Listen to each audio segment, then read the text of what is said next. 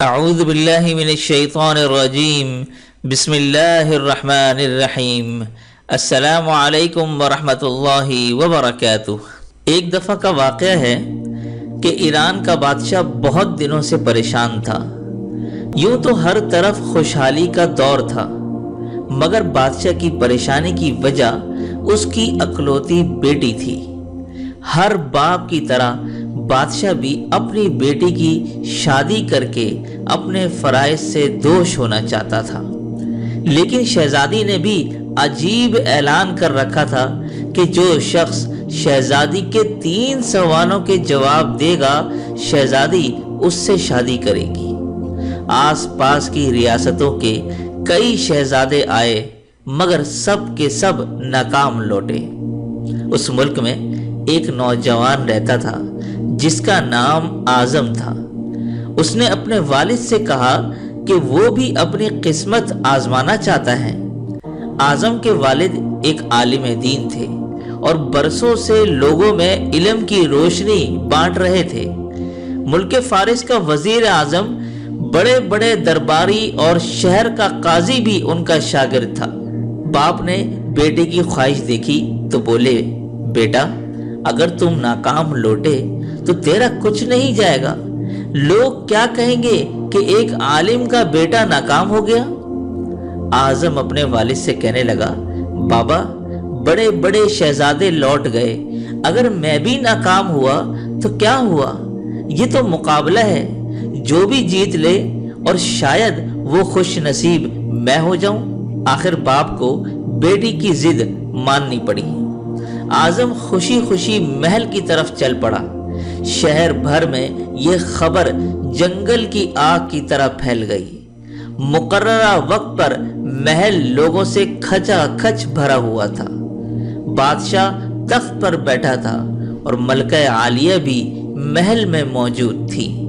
وزیر، امیر، درباری اور عوام الناس سب دربار میں موجود تھے۔ آخر شہزادی نے اپنا پہلا سوال کر ڈالا۔ اس نے شہادت کی انگلی فضا میں بلند کی۔ اعظم کچھ دیر خاموش ہوا اور شہادت والی انگلی کے ساتھ والی انگلی فضا میں بلند کی۔ یہ دیکھ کر شہزادی مسکرا اٹھی اور ملکہ عالیہ بولی، شاباش اے نوجوان، تم پہلا مرحلہ کامیابی سے طے کر گئے ہو۔ دوسرے سوال کے لیے شہزادی کرسی سے اٹھی اور ہاتھ میں تلوار لے کر ہوا میں چلانے لگی۔ کچھ دیر بعد وہ دوبارہ اپنی نشست پر آ کر بیٹھ گئی۔ بادشاہ سمیت ہر درباری کی نظر اعظم پر تھی۔ اعظم کھڑا ہوا اور اپنی جیب سے قلم نکال کر فضا میں بلند کر دیا۔ شاباش اے نوجوان، ہم خوش ہوئے، یہ جواب بھی درست ہے۔ ملکہ عالیہ کی آواز دربار میں ابھری اور اسی کے ساتھ دربار مبارک ہو کی آواز سے گونج اٹھا۔ 2 سوالات کیا تھے؟ ان کے جوابات کیا تھے؟ ہر شخص اس بات پر غور کر رہا تھا کہ شہزادی نے کیا پوچھا اور اعظم نے کیا جواب دیا۔ لوگوں کے لیے یہ ایک راز تھا۔ آخر شہزادی نے اب تیسرا سوال کر ڈالا۔ وہ تیزی سے سیڑھیاں اتری اور تیزی سے سیڑھیاں چڑھ کر دوبارہ اپنی نشست پر بیٹھ گئی۔ یہ سوال بڑا عجیب اور غریب تھا۔ ہر طرف خاموشی تھی، لوگوں کی سانس رکی ہوئی تھی۔ آخر اعظم کھڑا ہوا اور اپنے دل پر ہاتھ رکھ کر شہزادی کی طرف دیکھنے لگا۔ مرحبا مرحبا اے نوجوان، مبارک ہو۔ ملکہ عالیہ کی آواز کے ساتھ ہی شہزادی محل کے اندرونی حصے میں چلی گئی اور محل مبارکباد کی آواز سے گونج اٹھا۔ لوگ خوشی سے جھوم رہے تھے۔ اعظم دلی دل میں اللہ کا شکر ادا کر رہا تھا کہ جس نے اسے یہ اعزاز بخشا۔ اب بادشاہ نے اعظم سے پوچھا، اے نوجوان، ملکہ عالیہ کو تم نے مطمئن کر دیا، اب یہ بتاؤ کہ تم سے کیا پوچھا گیا تھا اور تم نے کیا جواب دیا؟ اگر تم نے ایک بھی غلط جواب دیا تو یاد رکھنا تمہاری گردن مار دی جائے گی۔ اعظم پر اعتماد انداز میں کھڑا ہوا اور بولا بادشاہ سلامت، شہزادی نے جب ایک انگلی کھڑی کر کے پوچھا تھا کہ کیا تم اللہ کو ایک مانتے ہو، میں نے 2 انگلیاں کھڑی کر کے جواب دے دیا کہ اللہ اور اس کے رسول صلی اللہ علیہ وآلہ وسلم پر ایمان اٹل ہے۔ بہت خوب، ہم خوش ہوئے، بادشاہ نے مسکرا کر کہا۔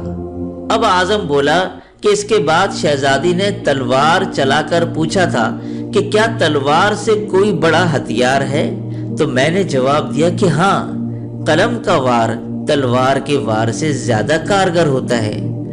ماشاءاللہ نوجوان، تم نے ہمارا دل جیت لیا اور تم نے ثابت کر دیا کہ جاہ و جلال، دولت و حشمت علم کے سامنے کوئی حیثیت نہیں رکھتا۔ لیکن یہ بتاؤ تیسرا سوال کیا تھا؟ بادشاہ نے حوصلہ افزائی کرتے ہوئے اس سے پوچھا۔